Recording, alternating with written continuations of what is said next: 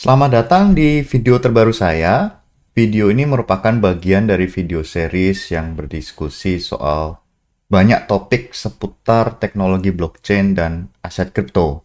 Video ini diproduksi bekerjasama dengan Akademi Kripto. Nah, seperti biasa sebelum kita masuk ke dalam materi atau topik diskusi, kita akan bahas dulu halaman disclaimer. Berbagai informasi yang disampaikan dalam video ini bukan merupakan ajakan untuk menjual atau membeli instrumen apapun, melainkan untuk tujuan edukasi semata.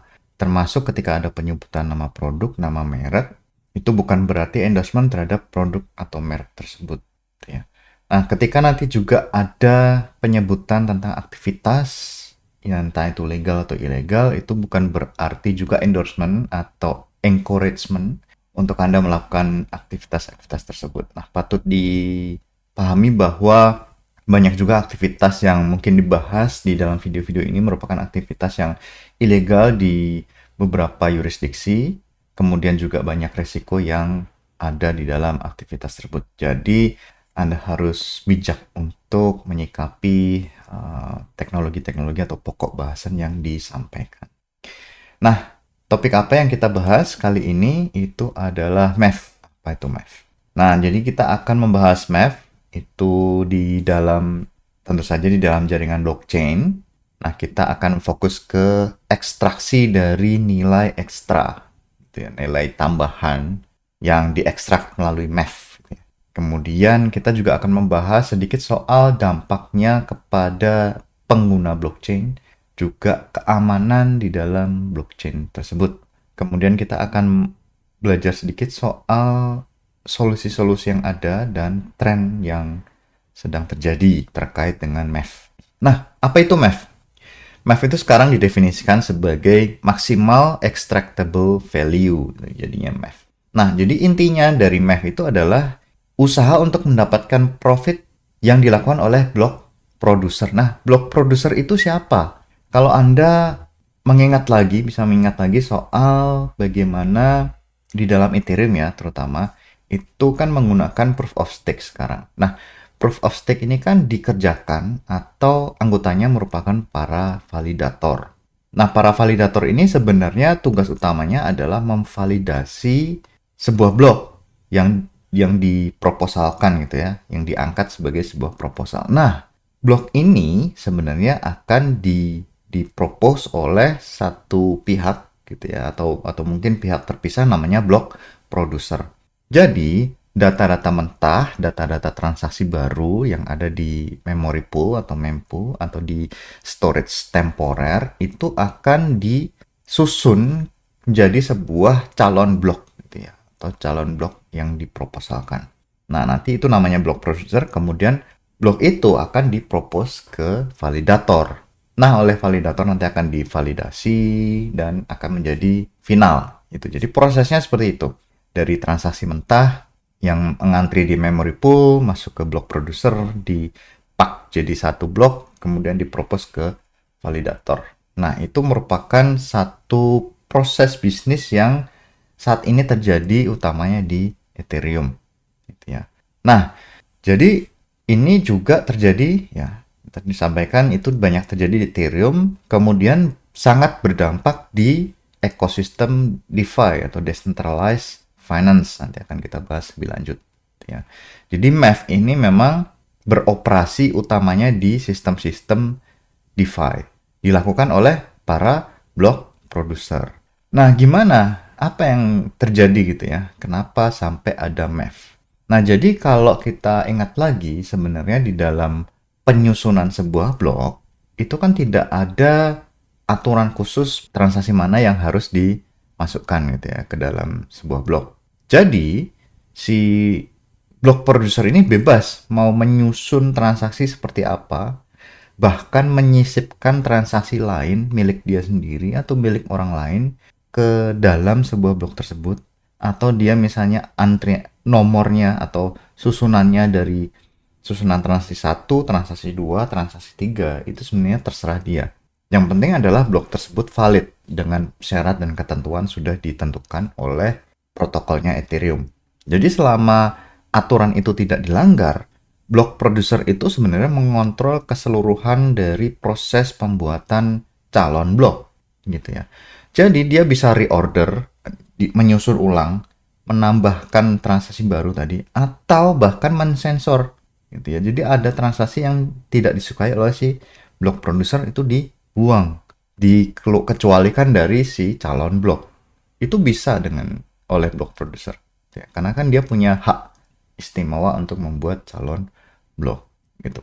Nah, jadi biasanya si MEF ini dibuat dengan melakukan smart contract gitu ya. Jadi transaksinya itu terkait dengan smart contract. Dieksekusi tentu saja oleh IOE, tapi biasanya eksploitasinya melalui smart contract gitu ya. Jadi dia terjadi pada saat penciptaan atau penyusunan blok oleh si blok producer. Nah, kalau misalnya Anda pernah dengar namanya Jared from Subway, ini salah satu MEF bot.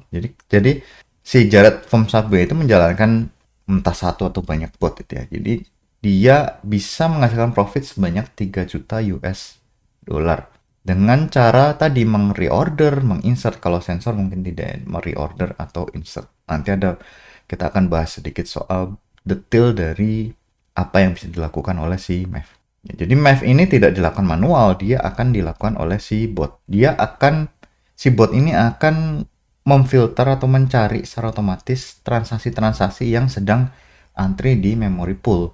Kemudian dicarilah cara apakah bisa ada mengekstrak data profit gitu ya dari cara mereorder atau menginsert transaksi gitu. Jadi yang paling terkenal tuh Jared from Subway. Nah, tipenya apa? Tipe-tipe MEF ada namanya front running. Dia memprioritaskan transaksi si pelaku gitu ya. Jadi misalnya ada satu transaksi yang lagi datang, kemudian ada transaksi yang disisipkan gitu ya. Jadi transaksi yang disisipkan ini akan dieksekusi lebih dulu ketimbang dari transaksi yang sedang datang tadi, yang dalam tanda petik jujur gitu ya. Jadi orangnya polos-polos membuat transaksi, tapi akan ada serangan namanya front running. Dia akan dieksekusi lebih dulu ketimbang transaksi yang tadi dieksekusi oleh orang yang polos. Itu namanya front running. Jadi dia duluan, jadi ini kalah gitu ya. Ini nomor 1, nomor 2 gitu. Ini kalah. Nah, itu namanya front running. Nah, ini sebenarnya dampaknya banyak gitu ya. Misalnya dampak keamanan, misalnya pada saat terjadi membuat inisialisasi atau mengeksekusi satu hal yang harusnya tidak terputus. Nah, ini jadi ada tipe serangan front running. Artinya yang tadi dieksekusi oleh orang lain itu ya. Jadi yang eksekusinya yang seharusnya normal jadinya batal. Bisa diambil alih oleh si orang lain tadi, si penyerang tadi. Kemudian ada juga namanya sandwich attack. Kalau sandwich kan biasanya ada 3 ya. Jadi yang kulitnya ada 2, misalnya di atas di bawah, kemudian ada isinya. Patty misalnya, kalau Krabby Patty itu dalamnya ada patty-nya, ada dagingnya, ada sayurannya, nah itu di tengah. Nah, jadi yang disebut dengan sandwich attack adalah ada misalnya umumnya adalah ada transaksi beli gitu ya. Transaksi beli dengan jumlah besar gitu karena sedang datang di memory pool. Nah, kemudian si MEFbot itu lihat, oh ternyata ada potensi keuntungan nih. Dia akan sandwich transaksi tadi yang orang transaksi sedang beli, dia akan melakukan transaksi beli sebelum si transaksi yang bulat tadi ya. Dia beli sebelum transaksi yang beli aslinya tadi dilakukan. Kemudian dia akan menyisipkan transaksi jual gitu. Jadi akhirnya dia akan beli dengan harga lebih rendah gitu kan. Jadi kalau ada orang beli itu kan nanti nilai harga dari aset akan meningkat ya, karena ada pembelian dalam jumlah besar. Kemudian ketika harga itu naik, dia akan jual. Itu namanya sandwich attack. Jadi dia beli, ada orang beli, jadi dia mendului pembelian, kemudian dia langsung jual. Jadi beli, jual. Jadi beli harga rendah, beli harga naik ya. Jadi harganya meningkat, kemudian dia jual langsung. Jadi dia akan mendapatkan profit dengan atas selisih dari kenaikan harga tadi yang diakibatkan oleh si pembelian yang dalam tanda petik normal dalam jumlah besar, tapi ya profitnya akan diambil oleh si penyerang tadi, tipe penyerang MEF Kemudian ada back running. Dia ada, misalnya ada transaksi ini ya, bulat ini. Kemudian transaksinya MEV itu persis di belakangnya sini. Ya, somehow itu ya. Misalnya ketika dia sudah punya aset, kemudian ada orang beli gitu ya kan, harganya naik, dia langsung jual di sini. Jadi dia akan tempel transaksinya. Nah, dia fokusnya, jadi kalau MEV, tipe serangan MEV itu fokusnya adalah timing dan order. Timingnya harus pas, transaksinya harus ada, korbannya gitu ya. Kemudian order atau urutan dari eksekusi transaksi juga harus pas. Nah, kalau MEV in DeFi ini biasanya umum terjadi gitu ya. Nah, jadi profitnya biasanya digerus oleh si pembeli tadi. Profitnya digerus karena biasanya pembeli itu akan dapat harga yang lebih tinggi gitu ya, karena ya disikat sama MEV. Kemudian arbitrase juga bisa menggunakan MEV gitu ya, karena arbitrase kan dia mengeksekusi selisih dari pasar yang berbeda gitu ya. Tapi itu kan cepat-cepatan. Kalau lambat biasanya nggak kebagian dari selisih tadi. Jadi sudah yang selisih segini, ketika terjadi arbitrase dia akan turun equilibrium gitu ya. Equilibrium. Nah, kemudian likuidasi. Likuidasi ini kan cepet-cepetan sebenarnya. Siapa yang melakukan eksekusi lebih dulu, dia akan mendapatkan profit atau bonus likuidasi. Kemudian flash loan. Kalau misalnya ada yang flash loan, biasanya diduluin bisa. Jadi kalau diduluin ya flash loan-nya bisa batal yang asli. Kemudian sandwich attack tadi yang sudah saya jelaskan, itu regular user-nya dapat nilai atau dapat harga yang lebih tinggi. Jadi dia rugi sebenarnya. Dampaknya ke pengguna blockchain apa? Pengguna biasa gitu ya. Biasanya transaction fee-nya jadi lebih tinggi karena apa? Karena biasanya rame. Jadi makin banyak operasi transaksi di jaringan. Kemudian gas price karena kan dia rebutan ya. Kalau MEV itu rebutan dulu-duluan gitu ya. Jadi gas price-nya bisa naik. Kemudian network congestion kalau misalnya ada transaksi yang banyak tiba-tiba terjadi. Kemudian user trust karena fairness-nya ya jadi diragukan ya, karena misalnya ada banyak serangan MEV, si user tadi akan mencoba mendapatkan harga terbaik, ternyata dapat harga yang kurang baik gitu ya. Jadi fairness-nya jadi berkurang.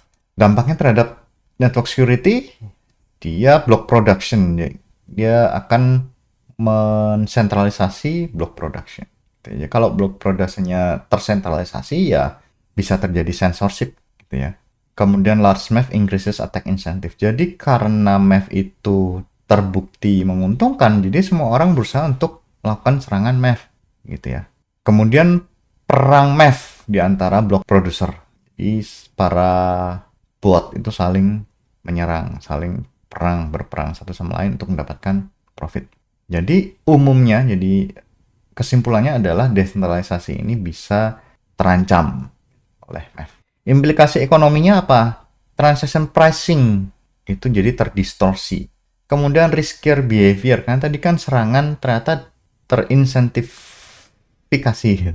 Jadi ternyata tipe serangan itu sangat menguntungkan, kan tadi kan Jared from Subway itu dapat sekian juta dolar gitu ya. Ternyata bisa sukses, toh juga dilakukan oleh si bot. Jadi begitu botnya jalan, itu otomatis mendapatkan profit. Jadi semua orang pingin.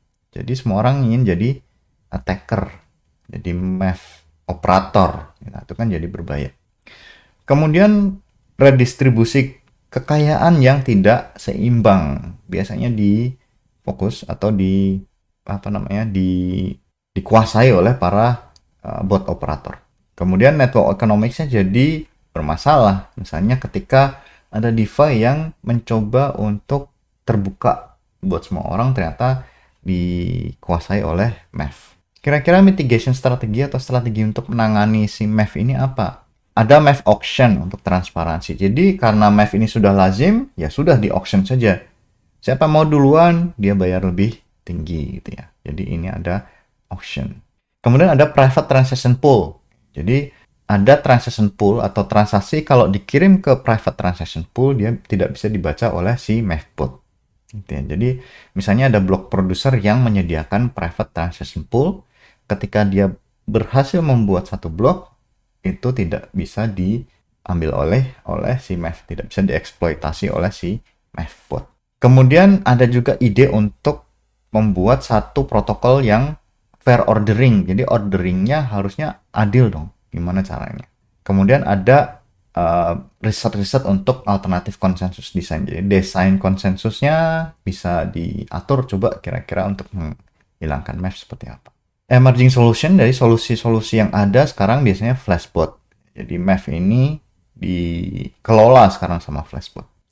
Kemudian ada Eden Network, Archer DAO, itu ada tambahan-tambahan yang bisa mengantisipasi MOV.